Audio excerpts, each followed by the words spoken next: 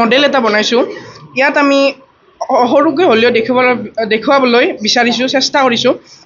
ইয়াত pump Jack এটা বনাইছোঁ। ইয়াৰ পৰা আমি খাৰুৱা তেলটো ওলাই কিনে এই টেংকত সংৰক্ষণ কৰি এই পাইপৰ সহায়ত শোধনকাৰী গটত তাৰমানে ইয়াত 360 ডিগ্ৰী চেলচিয়াছত উত্তাপত শ্ৰেণীবিভক্ত হয়।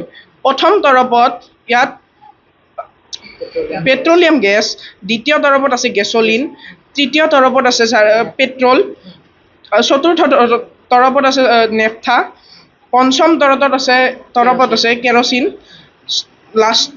লাষ্টত আছে bitumen. Rain water harvesting system বনাইছোঁ।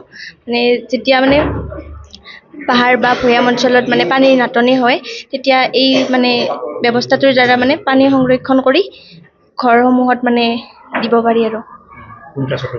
মই 10ত। কেনেকুৱা লাগিছে এই ধৰণৰ আচলতে প্ৰযুক্তিবিদ্যা? ভালেই লাগিছে, ভাৰতে ইমানখিনি কৰিছে আমাৰ কাৰণে।